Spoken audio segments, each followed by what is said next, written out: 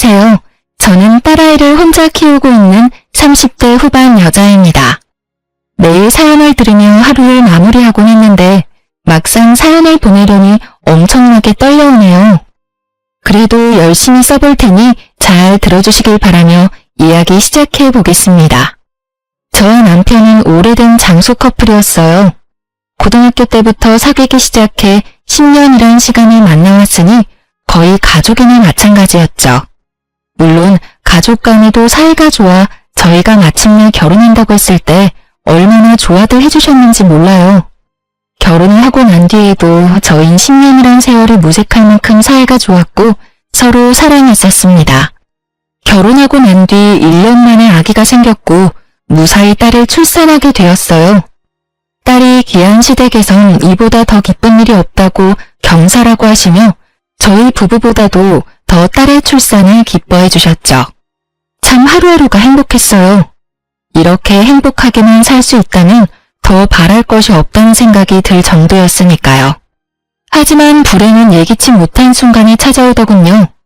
그날은 남편이 출장을 갔다가 딸아이가 눈에 밟힌다며 무리해서 밤늦게 집으로 돌아오던 길이었어요. 평소 안전운전이 강박에 가까울 정도의 남편이었던지라 별 걱정을 하지 않았는데 그만 교통사고가 나고 말았습니다. 화물운전을 하던 상대방 운전자가 졸음운전을 했다고 하더군요. 남편은 그 자리에서 하늘나라로 가버렸고 아기가 2살도 되지 않던 해에 저는 남편을 떠나보내게 되었어요. 처음엔 믿기지 않았어요. 언제든 남편이 현관문을 열고 들어올 것만 같은데 야속한 남편은 돌아오지 않더군요. 그렇게 감당할 수 없는 슬픔에 빠져 몇 달을 보냈던 것 같아요. 그러던 어느 날 딸이 다가와서 엄마라고 하며 제 눈물을 닦아주더라고요. 그때 정신이 번뜩 들었어요. 저는 사랑하는 사람을 잃은 슬픈 여자이기도 했지만 한 아이를 책임져야 할 엄마였다는 사실을 깨달았던 거죠. 그날 이후 전 가까스로 정신을 차렸고 시댁과 친정의 도움을 받으며 아이를 키워나갔어요. 그렇게 3년이란 시간이 지났어요. 축 처진 기저귀를 차고서도 해맑게 웃던 아이는 어느새 5살이 되어 스스로 변기에 가서 볼일을 보고 올 만큼 시간이 지났어요. 여전히 전 시댁과 왕래를 하며 지내며 도움을 많이 받고 있었어요. 아, 여기서 말하는 도움이란 금전적인 도움은 아니에요. 물론 명절 때가 되면 저도 그렇고 아이도 그렇고 용돈을 받긴 하지만 그런 것을 제외하고는 일체의 돈은 받지 않았어요.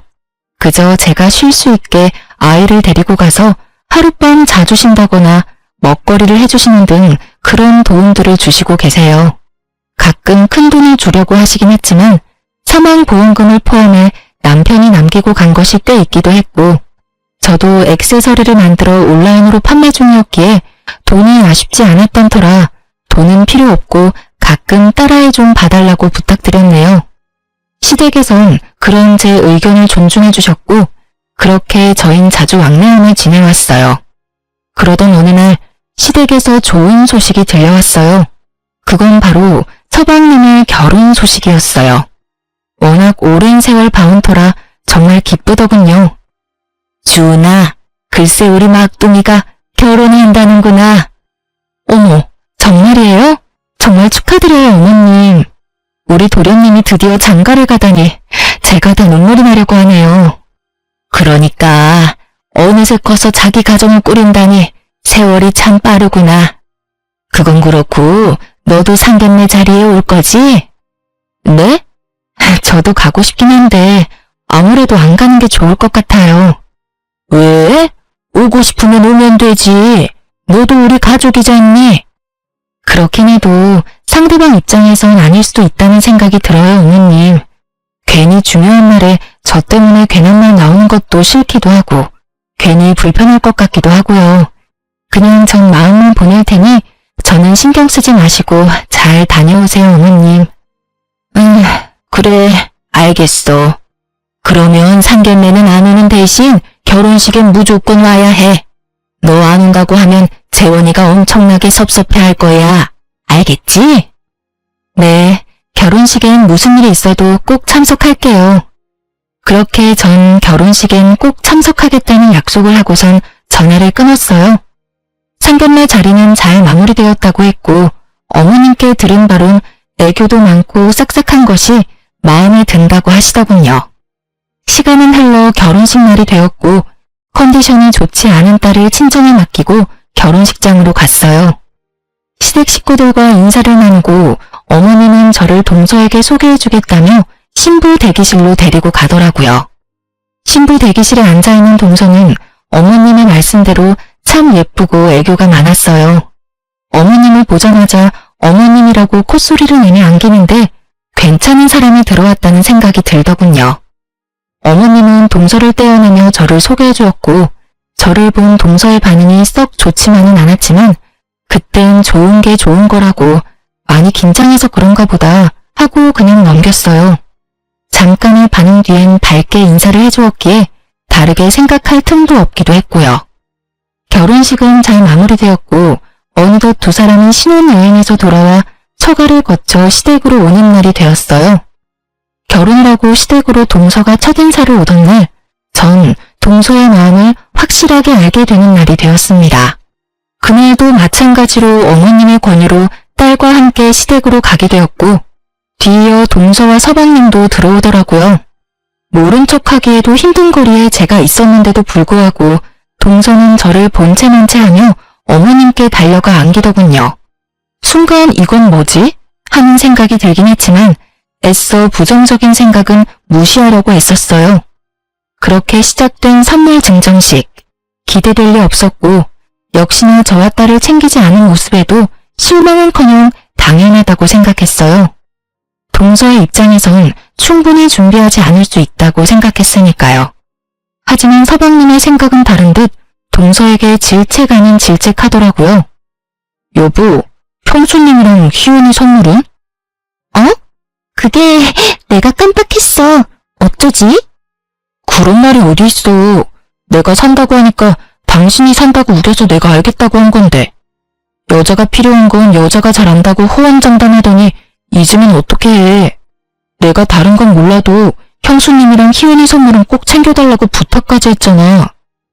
그게 중요한 선물이라서 고민하다가 그만 잊었나 봐.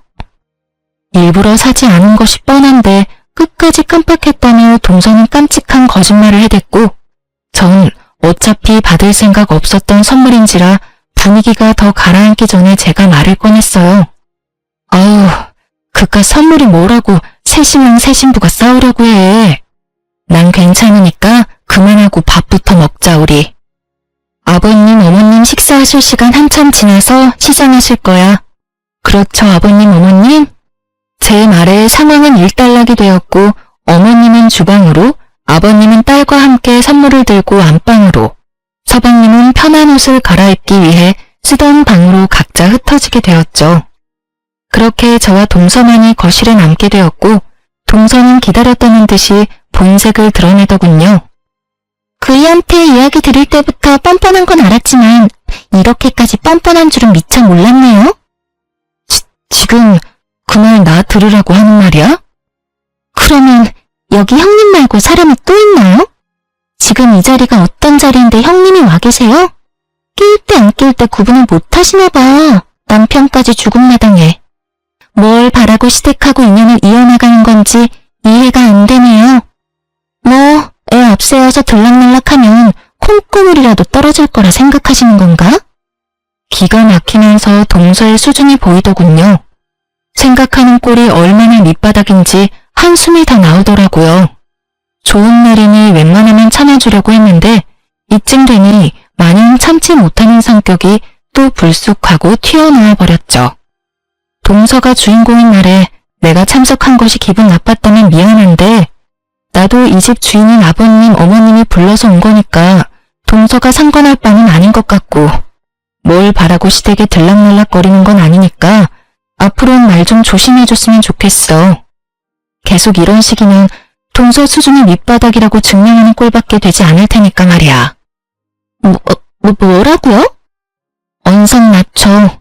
그러다 어머님 나오시면 곤란한 건 동서이지 않을까? 동서는 제 말에 무어라 받아치려고 했고 저 역시 지지 않겠다는 의지로 동서의 입을 주시하고 있었어요. 바로 그때 어머님이 밥 준비가 다 되었다고 하시며 나오셨고 동서는 얼굴색 하나 바뀌지 않고 아무 일도 없었던 척을 하며 어머님께 찰싹부터 아양을 떨기 시작하더군요. 그 모습을 보는데 그야말로 기가 막히고 코가 막혔지만 어쩌겠어요? 엄연히 따져보면 이제 전 남남이고 동서는 가족인 것을요. 새로운 가족이 저를 탐탁지 않아 한다면 제가 빠져주는 것이 도리라는 생각이 들었어요. 그 후부터 전 조금씩 시댁과의 거리를 두기 시작했어요. 저로 인해 괜한 분란을 만들고 싶지 않았으니까요. 그렇게 거리를 두며 지내던 어느 날 어머님이 집으로 찾아오셨더라고요. 오셔서 하시는 말씀을 듣고 있는데 정말 너무 황당하더라고요. 주은아, 너 요즘 우리랑 일부러 거리 두고 지내는 거 맞지? 갑자기 왜 그러는 게야? 엄마 요즘 조금 섭섭해지려고 하는데 이유가 있다면 말해줄 수 있겠니? 그게 어머님, 다른 이유가 있는 건 아닌데 요즘 일이 조금 바빴어요. 그래? 사실 내가 둘째한테 들은 이야기 있어서 그래. 둘째한테 듣기로는 너 요즘 만나는 사람 생겨서 우리랑 거리를 두는 거라고 하던데 그 말이 사실이야? 너를 질책하려고 이런 말 하는 거 아니니 오해하지 말려무나. 난 그저 네가 좋은 사람 만나서 새 출발하는 거 우린 정말 괜찮고 오히려 응원하고 있다고 말해주고 싶어서 이렇게 왔어. 그러니 혹시나 그런 상황이라도 우린 괜찮으니 가끔은 연락하고 지내면 안 되겠니? 네? 남자라니요. 저 만나는 사람 없어요, 어머님. 어머님도 알다시피 희은이 하나 키우는 것도 바쁜데 제가 언제 남자를 만나겠어요? 그것도 그렇고 저 아직 다른 사람 만날 생각 전혀 없어요. 그러니? 그런데 왜 둘째는 그런 말을 했을까? 확신이 가득 차서 사실이면 내 남자 있다고 하던데 뭔가 착각을 했나? 아마 그런가 봐요. 뭐 때문에 그런 오해를 하게 되었는지는 모르겠는데 단단히 오해했나 보네요. 하여튼 그런 일은 전혀 없고 혹여나 제가 남자가 생겨도 어머님 아버님과의 관계를 완전히 끊어내는 일은 없을 거예요. 우리 희은이 할머니 할아버지인데 제가 어떻게 그 천륜을 끊겠어요? 그렇게 말해주니 고맙구나. 난 혹시나 하는 마음에 네가 부담 느낄까봐 그랬어. 어머님은 그렇게 절 오래 보셔놓곤 아직도 절 모르세요? 제가 부담을 느끼거나 불편해할 성격으로 보이세요? 하긴 넌 참는 성격은 아니지. 늙으니까 이래. 괜한 걱정만 늘어. 전 전혀 그런 것이 아니라며 오해한 것 같다며 대충 둘러대긴 했지만 도저히 동서가 이해되지 않더라고요. 아무리 남편도 죽고 인연이 끊어진 내가 동서한테 거슬릴 수 있다고 좋게 생각해보려고 해도 없는 사실까지 만들어내며 저를 몰아내려고 하는 동서의 짓거리가 과하다는 생각밖에 들지 않았어요. 당장이라도 동서에게 왜 그런 있지도 않은 일을 말하고 다니냐고 묻고 싶었지만 전화번호도 모를 뿐더러 오해도 다 풀렸으니 괜한 입씨름하지 말자는 생각에 그냥 넘어가 주었어요. 전 다시 일상으로 돌아와 지내고 있었고 딱히 동서와 마주칠 일이 없으니 자연스럽게 기분 나빴던 일은 잊고 지내게 되었죠. 그렇게 바쁜 일상을 보내며 지냈고 웬만하면 동서와 마주치지 않으려고 했는데 마주쳐야만 하는 날이 다가오더군요. 그건 바로 남편의 기일이었어요. 서방님이 장가를 가기 전까진 매년 시댁에 모여 다 함께 밥을 먹곤 했어요. 제사를 지내지 않는 시댁이라 식사로 제사를 대신했던 것인데 상황이 이러하니 그것마저도 고민스럽더라고요. 그래서 전 올해가 마지막이라는 생각으로 시댁으로 향했어요. 매년 딸과 함께 참석했었는데 가끔 마주치는 동서가 제 딸을 대하는 태도가 상당히 눈을 거슬렸던지라 딸은 친정에 맡기고 혼자 시댁으로 향했죠. 자신도 할머니 할아버지가 보고 싶다고 울고불고 하는 딸을 어루고 달래는데 얼마나 진땀을 뺐던지 평소라면 택시를 타고 갔을 거리를 바람도 쐴 겸 걸어가고 있었어요. 얼마나 걸었는지 어느새 시댁이 가까워지고 있었고 동서 역시 일찍 나섰는지 제 앞에 걸어가고 있더군요.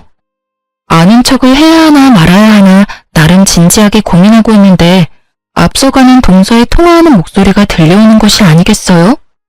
이미 아는 척할 타이밍을 놓쳤고 전 그저 조용히 동서의 뒤를 따르며 본의 아니게 그 내용을 다 듣게 되었습니다. 아니 오빠, 갑자기 그런 큰돈을 어떻게 달라고 해. 그 사람들이 바본 줄 알아? 시집 온 지 얼마나 됐다고 덜컥 돈을 달라고 해? 생각을 좀 하고 말하란 말이야. 아, 상황 보니까 형도 줄 거 없고 내가 아들 하나 낳아주고 거머리같이 붙어있는 형님만 몰아내면 그놈의 재산 받는 건 일도 아닐 것 같으니까 우선 기다려. 괜히 돈 이야기 잘못 꺼냈다가 나 이 사람이랑 이혼이라도 하게 되면 오빠가 다 책임질 수 있어? 다 해결할 수 있냐고. 그러니까 자꾸 전화하지 말고 기다려. 알겠어? 오빠와 돈이라니.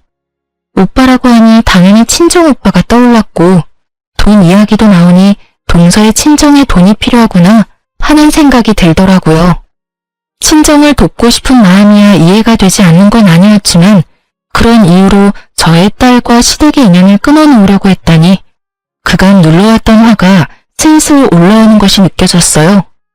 이대로 마주했다간 정말 큰 싸움이 날 것 같은 생각에 전 천천히 걷기 시작했고 어느새 거리가 벌어진 동서는 편의점으로 들어가서 맥주와 아이스크림을 사서 나오더니 그 자리에서 맥주와 아이스크림을 차례대로 먹어치우더라고요. 또 그 모습을 보니 화가 가라앉으며 안쓰러운 마음이 살짝 들더군요.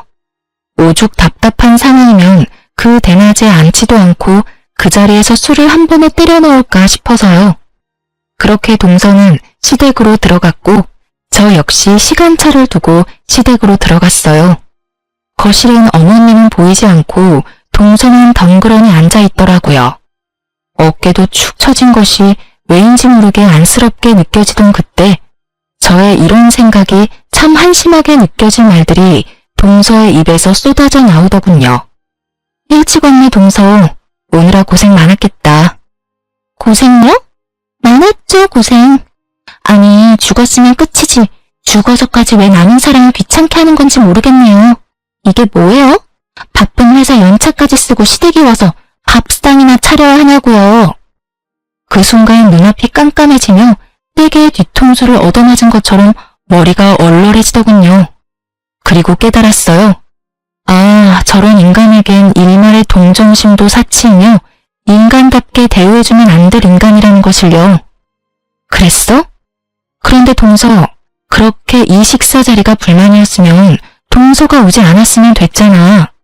일전에는 동서가 주인공인 자리였다고 쳐도 오늘은 내 남편을 위한 자리인데 그런 마음으로 굳이 와서 그딴 말이나 짓거리고 있으면 내가 기분이 뭐 같지 않겠어? 뭐 같다니 형님 말이 좀 거치시네요. 그리고 저라고 뭐 오고 싶어서 온 줄 아세요? 저도 딱히 오고 싶지 않았는데 온 집안이 한통속이 돼서 대단한 사람 죽은 날인 양 이 난리를 부르는데 어쩌겠어요? 꼴값 떨어도 내가 그 장단에 맞춰줘야지. 저도 정말 오기 싫었다고요. 그러면 지금이라도 돌아가. 내가 말은 잘해줄 테니까. 뭐라고요? 형님이 뭔데 가라 말아요. 내 남편을 위한 날이니까 내가 가라 말라 하는 거야. 다시 한번 말할게. 오늘은 동서가 그 꼴값 떤다고 여기는 내 남편을 기리는 날이야. 우리에겐 다른 어느 날보다 중요한 날이지만 동서에겐 그렇지 않다는 것까진 나 충분히 이해해. 말이야 바른 말이라고 한 번도 보지 못한 아주버님 뭐가 그렇게 중요하겠어? 동서 말대로 산 사람이 중요한 건데 그렇지? 그런데 아무리 그렇다고 해도 죽은 사람이 뭐라고 이딴 말이나 짓거리면서 그런 역겨운 마음으로 참석하는 건 안 싫고 내 남편도 달갑진 않을 거야. 그러니까 당장 돌아가. 오늘은 동서가 뭐라고 하든 내가 이 집의 가족이니까 말이야. 가족. 제 입에서 나온 가족이란 단어가 동서에겐 참 많이도 거슬렸던 모양이더라고요. 그 단어가 나오자마자 바르르 떨어대며 화를 내더군요. 가족? 지금 가족이라고 했어요? 어떻게 형님이 가족이에요? 아니, 형님이라고 부르는 것도 진짜 웃긴 거 알죠? 남편도 죽은 지가 3년이나 지났는데 왜 이때껏 이러고 있나 몰라? 재산이라도 한 푼 뜯어갈까 싶어서 기웃대는 그 마음 이해 안 되는 건 아닌데 보고만 있기가 참 역겹네요. 너무 추해서요. 저요, 욕이라면 정말 둘째가라면 서러울 정도로 찰지게 잘하는 여자인데 이 순간 욕이 튀어나오려고 하는 걸 얼마나 참았나 몰라요. 그렇게 죽을 힘을 다해 욕을 참고 있는데 방문 열리는 소리가 들리며 남편 방에서 어머님이 나오시더라고요. 한 번도 보지 못한 무서운 얼굴을 하고서요. 동서는 배를 눌러도 인기척이 없자 당연히 아무도 없는 줄 알고 미리 받아두었던 열쇠로 문을 열고 들어왔던 것이었어요. 안방 문이 열려있는 것으로 봐선 혹시나 하는 마음에 안방까진 확인했는데 설마 어머님이 옛 아주버님 방에 있을 줄은 꿈에도 생각하지 못한 것이었죠. 하긴 저 역시 생각도 못했는데 동서라고 알 수 있었겠어요? 어머님의 등장에 저도 저지만 동서 역시 크게 놀라 얼굴이 하얗게 질려가더군요. 이게 뭐 하는 짓이야? 내가 어지간하면 듣고만 있으려고 했는데 도저히 참을 수가 없구나. 둘째 너 첫째한테 말하는 뽐새가 아주 못쓰겠구나. 나 없을 때마다 이런 식으로 첫째를 대했니? 어머님, 그게 아니래요. 전 아무도 없는 줄 알고 그랬어요. 아무도 없으면 손윗 사람한테 그렇게 막 대해도 된다고 배웠어? 둘째 너 그렇게 안 봤는데 아주 몹쓸애구나. 여기가 어디라고 그런 막말을 내뱉고 있어? 어머님, 제가 잘못했어요. 처음부터 그럴 의도는 아니었는데 형님이 절 너무 몰아세우시니까 저도 흥분을 해서 그만 말이 막 나와버렸어요. 어디서 끝까지 거짓말인 거야? 둘째 너, 내가 방금 어디서 나왔는지 잊은 게야? 네가 그렇게 죽어서까지 사람 귀찮게 한다던 장난방에서 나왔다. 오늘따라 생각이 많이 나서 먼저 떠난 아들 방에서 내가 얼마나 울었는지 네가 알아? 그렇게 울다 잠시 잠들었다가 깼더니 뭐? 죽었으면 그만이야? 귀찮아? 내가 너 처음 이 말할 때부터 당장이라도 뛰어나오고 싶은걸 그럴 수도 있겠다 싶어서 참고 있었더니 도가 지나쳐도 한참 지나치지 않니? 동서는 눈물을 흘릴 뿐 아무 말도 하지 못하고 있었고 그런 동서를 쏘아보시던 어머니는 문득 동서가 제게 남자가 있다고 한 말이 떠오르셨는지 그것에 대해서도 물어보시기 시작했어요. 둘째 너, 첫째가 남자 생겨서 우리랑 거리 두는 거라고 했던 말, 그것도 혹시 지어낸 말이니? 내가 이상하다 싶었는데 첫째가 아니라고 분명하게 말하니까 둘째 네가 오해했다고만 생각하고 넘어갔어. 그런데 너 오늘 이러는 거 보니까 아무래도 그냥 넘길 문제는 아닌 것 같구나. 너 정말 거짓말까지 하면서 형님을 모함한 거니? 그런 거야? 어머님의 화는 극에 달해 보였고 동서 역시 절벽 끝에 매달린 사람처럼 보였어요. 제3자인 제가 봐도 해결 방안이 없어 보였으니까요. 그래서였을까요? 동서는 무리수를 쓰기 시작하더라고요. 어머님, 잠시만요. 뜬금없이 헛구역질을 하던 동서는 이내 화장실로 뛰어가더군요.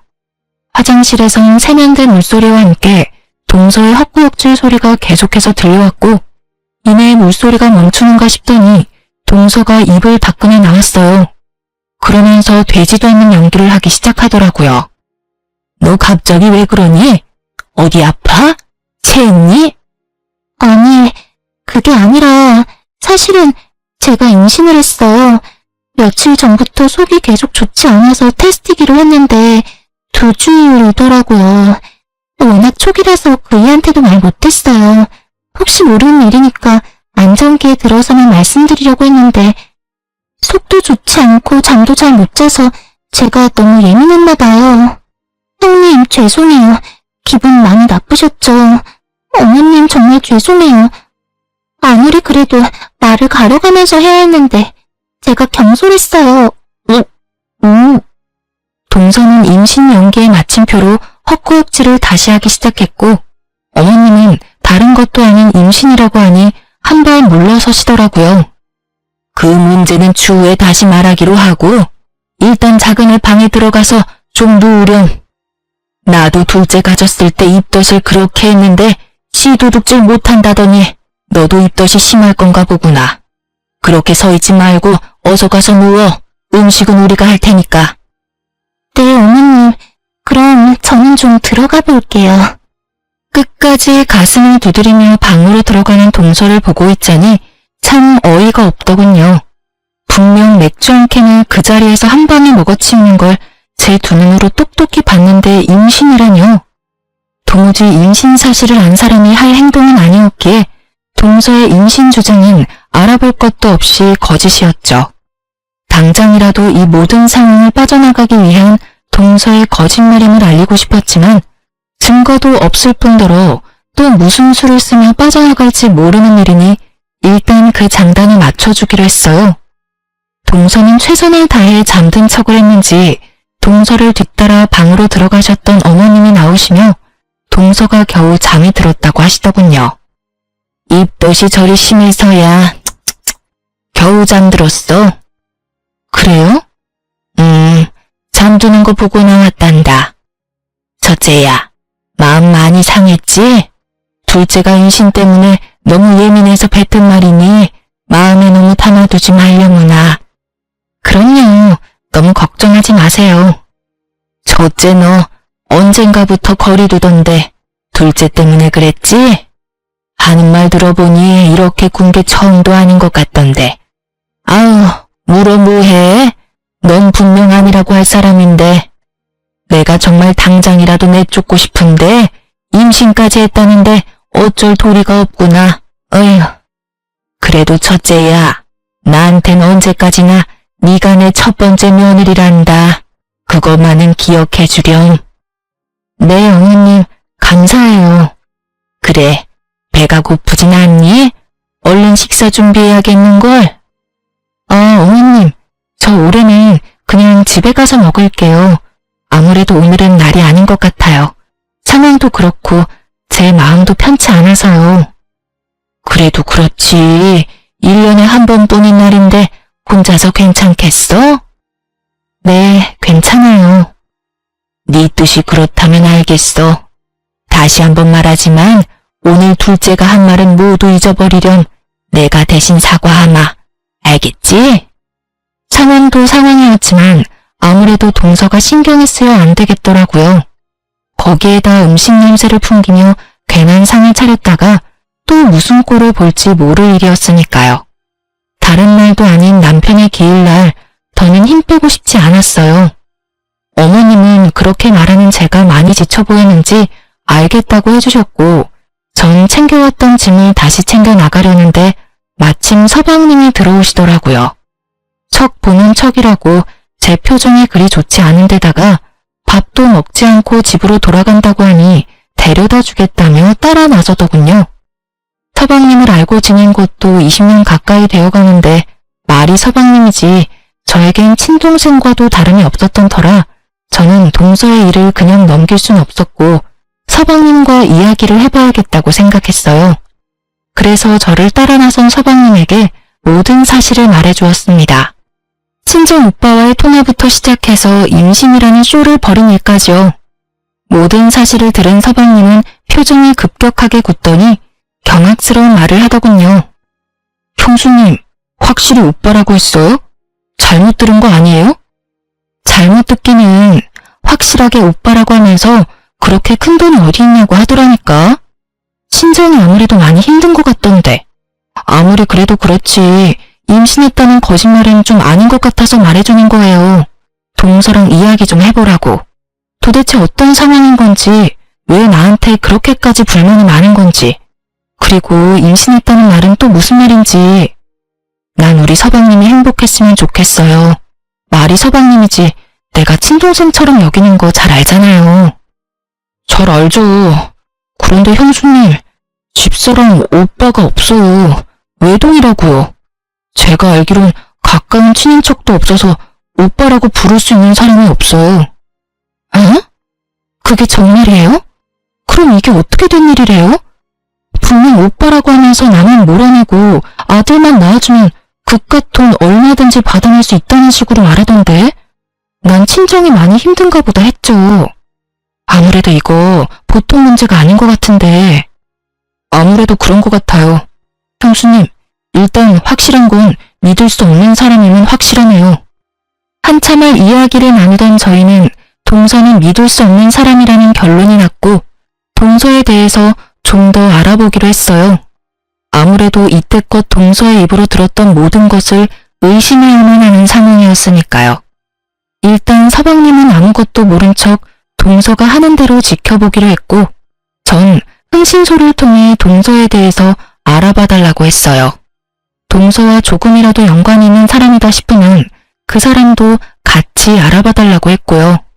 물론 모든 사실이 밝혀지기 전까진 부모님께 비밀로 하기로 했죠. 흥신소의 연락을 기다리는 동안 그야말로 피가 마른다는 기분이 어떤 기분인지 알겠더군요. 어느 날은 동서가 그날 마신 술이 무알코올 맥주이고 임신 사실이 진실이었으면 좋겠다고 생각했다가도 그간의 동서 행실을 떠올리는 날엔 더는 서방님이 상처받는 일이 없게 더는 충격적인 사실이 없었으면 좋겠다고 생각하곤 했어요. 그렇게 피마르는 시간이 지나고 기다리던 흥신소에서 연락이 왔어요. 안녕하세요, 사모님. 저희가 좀 알아봤는데 의뢰 부탁해주신 분은 이미 결혼하신 상태입니다. 4년 전 결혼을 하신 분이고 혼인신고도 하셨던데요. 아마 동생분이 아직 혼인신고를 하지 않으셔서 모르고 계셨던 것 같아요. 그리고 말씀하셨던 임신도 알아봤는데 임신 아닙니다.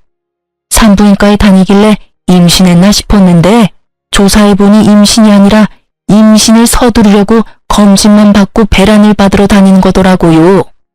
그렇게 낳은 자식 출생신고는 어떻게 하려고 하는 건지는 몰라도 대범한 여자인 건 확실해요. 이 여자랑 이 여자 진짜 남편 둘 다 빚이 꽤 되던데 뭐 때문에 진 빚인지까지는 알아내지 못했고요. 한 가지 확실한 건 돈 노리고 계획적으로 접근한 것 같아요. 이 여자 진짜 남편이 2년 전쯤 동생분 회사로 이직했는데 그때 알고 지내면서 우연찮게 그 집에 돈이 좀 있다는 걸 알고 일을 저지른 것 같더라고요.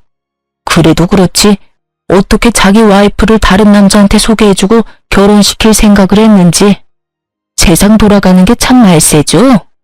일단 지금까지 한 조사서랑 사진 보내드릴 테니 한번 확인해 보시고 또 궁금한 점 있으시면 언제든지 연락해 주세요. 막장도 그런 막장이 없더라고요. 어떻게 사랑하는 여자를 다른 남자에게 시집 보낼 수가 있는 것인지 이놈이나 인연이나 이해 안 되기는 매 한 가지더라고요. 직원분 말씀대로 말세인 게 틀림없죠. 그러면서도 동서가 저에게 했던 그 모진 행실들이 이해되더군요. 얼마나 저와 저의 딸이 눈의 가시 같았을까요? 당연히 외동인 줄 알고 시집 왔는데 버젓이 저와 딸이 시댁을 오가고 있었으니까요. 돈은 급한데 죽은 장남의 자식이 알짱대고 있었으니 말이 그따위로 나올 수밖에 없었겠죠. 전 모든 사실을 서방님에게 알려주었고 서방님은 적당한 때가 올 때까지 일단 기다리겠다고 하더군요. 초음파 사진까지 구해와서 서방님에게 보여줬다는 이야기를 듣는데 어떤 면에선 참 대단하다는 생각마저 들더군요. 그렇게 서방님은 동서에게 어떤 압박도 하지 않고 동서의 임신 연기를 지켜보며 적당한 날을 기다리고 또 기다렸어요. 생각보다 기다림은 짧았고 동서는 더욱 대단한 행보를 이어가더군요. 어느 날 기니 할 말이 있다며 저까지 시댁으로 불렀고 전 긴장된 마음으로 시댁으로 갔어요. 또 무슨 말로 사람을 기만할까 하는 생각을 하며 동서를 보고 있는데 다짜고짜 동서가 울기 시작하더군요. 그러면서 하는 말이 참 가관이었습니다. 아버님, 어머님, 그리고 여보, 모두들 죄송해요. 저 유산했어요. 사실 그날 형님이랑 다투고 난 뒤부터 배가 자꾸 당기고 아파서 병원에 갔더니 괜찮다고 해서 안심했는데 요 근래 계속 몸도 그렇고 배도 아파서 이상하다 싶었어요. 그래도 설마 아니겠지 했는데 이번에 검진을 갔더니 아기가 심장이 뛰지 않는다고 하더라고요. 많이 기뻐해 주셨는데 죄송해요. 정말이지 박수라도 쳐주고 싶은 심정이더라고요. 어쩜 저렇게 연기를 잘하는지. 동서가 생각했을 땐 이렇게까지 하면 시댁 식구들이 저를 원망하며 사이가 급격하게 멀어질 거라 믿어 의심치 않았겠지만 그건 동서의 크나큰 착각이었죠. 감사하게도 함께한 세월이 긴 만큼 두 분 다 저에 대한 신뢰도가 높았고 무엇보다 어머님은 동서가 말하는 그날 처음부터 끝까지 모든 이야기를 다 들었던 터라 저를 책망하기는커녕 동서를 나무라기 시작하셨어요. 둘째 너, 유산한 건 참 유감스럽고 슬픈 일이지만 그렇다고 그걸 첫째 탓으로 몰아가는 건 좀 아니라고 본다. 아무리 네가 힘들다고 해도 남 탓으로 모는 건 좋지 않아. 그날 내가 다 들었는데 처음 시작도 둘째 네가 했고 마지막까지도 네가 첫째에게 모진 말을 뱉어내지 않았니? 내가 알고 하늘이 아는데 어쩜 넌 이런 일을 겪고도 반성하는 모습이 없니? 어머님, 정말 너무하시는 거 아니세요? 그때도 말씀드렸다시피 저 입덧도 너무 심하고 잠도 못 자서 예민한 상태였어요. 물론 그날 제가 형님께 버릇없이 한 건 맞지만 제가 오죽했으면 그랬겠어요? 어머님 안 계신 곳에서 형님이 얼마나 저한테 모질게 구셨는데요. 어머님은 아무것도 모르시면서 왜 형님 편만 드세요? 제가 오죽했으면 이 선까지 했겠냐고요. 불쌍한 우리 아기. 엄마가 미안해. 엄마가 널 잘 지켰어야 했는데. 어머 둘째야, 그렇다고 그렇게 울기까지 하니? 일단 진정해보렴. 제가 얼마나 억장이 무너졌는데요, 어머님. 같은 여자니까 잘 아시잖아요. 세상 빛 한 번 보지 못하고 내 자식이 떠났는데 제 심정이 어떻겠어요? 마지막엔 거의 오열하는데 모든 사실을 알고 지켜보는데도 진짜 유산을 한 걸까? 하는 생각까지 들더라고요. 동서의 오열에 아버님과 어머님은 조금 미안한 마음이 드시는 건지 아무 말도 없으시더라고요. 눈물도 고이시는 것이 이대로 지켜만 보면 안 되겠다는 생각이 들었어요. 그래서 전 흥신소에서 받은 사진을 바닥에 내려놓으며 말했습니다. 동서, 이제 그만 울고 이 사진들 좀 볼래? 아무래도 동서 설명이 좀 필요한 것 같아서. 설명은 무슨 설명? 이게 뭐예요? 혹시 제 뒷조사 하셨어요? 지금 그런 게 중요해? 얼른 설명부터 해봐. 이 남자는 누군데 동서랑 이리도 다정하게 있는 건지, 임신한 사람이 왜 많은 클리닉을 다니고 있는 건지. 제가 사진을 보여주며 몰아붙이자 동서는 손바닥 뒤집듯 태세를 바꿔 다 오해라는 말을 해대더군요. 하지만 이미 늦은 일이었어요. 모든 상황을 지켜만 보고 있던 서방님이 나서기 시작했으니까요. 아버지 어머니, 이 사람 남자가 있어요. 그래서 전 이 사람하고 이혼하고 사기죄로 고소할 예정이에요. 심력 끼쳐 죄송해요. 제가 잘 알아보고 결혼했어야 했는데. 서방님의 말을 듣고 있던 동서는 고소할 거란 말에 파르르 떨며 따지고 들기 시작했고 비교적 차분히 말하던 서방님도 더는 참을 수 없었는지 모든 사실을 큰 소리로 밝히기 시작했어요. 고소? 사기? 그게 무슨 말이야, 여보. 이혼은 그렇다고 쳐. 바람 피운 게 뭘 그렇게 큰 죄라고 고소까지 한단 말이야. 그러지 말고 나 한 번만 용서해줘. 딱 한 번 실수였어. 정말이야. 실수? 실수라고? 넌 결혼한 사실 숨기고 다른 남자랑 결혼한 게 실수야? 어떻게 끝까지 거짓말이야, 끝까지. 아버지 어머니, 알고 보니 이미 결혼을 한 사람이더라고요. 이혼한 여자가 아니라 아직 유부녀였어요. 그리고 임신? 그것도 거짓말이었고요. 애초에 임신을 한 적도 없고 그렇기에 물론 유산한 적도 없고요. 아니야. 이거 다 사실이 아니야. 오해라고. 오해야. 오해? 내가 모를 줄 알아? 박대리 그 새끼가 의도적으로 자기 마누라인 너를 나한테 소개시켜줬고 넌 깜찍하게 날 속이고 우리 집에 시집와서 우리 집 돈으로 네 남편이랑 네 빚 갚으려고 했다는 거. 그걸 어떻게... 여보, 내 말 좀 들어봐. 들어볼 필요도 없어. 입만 떼면 거짓말인데 내가 네 말을 듣고 싶을 것 같아? 세상에 영원한 비밀이 어디 있다고 어떻게 그런 걸 속여? 그리고 너 우리 형수한테 한 짓도 가관이더라? 뭐? 뭘 뜯어내려고 죽은 남편 집에 들락날락하냐고?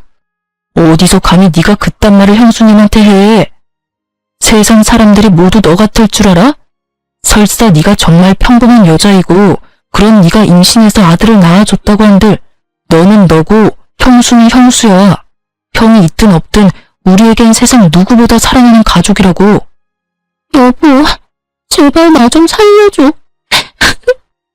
울지도 마. 여보라고 부르지도 말고. 모든 사실이 드러난 지금 동서는 피할 구멍이 보이지 않는지 그저 울기만 하더군요. 그때 동서의 진짜 남편이 배를 눌렀고 전 문을 열어줬어요. 서방님이 미리 급한 일이 있다며 와달라고 연락을 한 것이었어요. 집 안으로 들어오던 진짜 남편은 한눈에 모든 상황을 파악한 듯 재빠르게 무릎을 꿇고 빌기 시작하더라고요. 내가 다 잘못했어. 정말이야. 처음부터 이러려고 그런 게 아니었는데 나도 사는 게 너무 힘들다 보니까 정말 미안해. 정말이야. 제발 회사에는 알리지 말아줘. 나 회사까지 잘리면 정말 못 살아. 그나마 월급으로 겨우 빚 갚으면서 살아가고 있다고. 그러니까 제발 무슨 짓이든 할 테니까 제발 회사에는 비밀로 해주면 안 될까? 참 한 치 앞도 보지 못하는 사람이란 생각이 들더군요. 지금 회사가 문제가 아니라 깜빵을 가냐 안 가냐의 기로에 서 있다는 걸 전혀 모르고 있으니까요. 회사? 지금 회사 걱정할 때가 아닐 텐데. 그럼 날 뭘 어떻게 할 건데? 나 요즘 변호사분이랑 고소장 쓰는 중이야. 참고로 합의는 없고 합당한 대가는 다 치르게 할 테니 각오하는 게 좋을 거야. 네 마누라 데리고 가라고 부른 거니까 얼른 데리고 꺼져. 고소라니. 제발 그러지 말고 다시 한번 생각해주면 안 될까?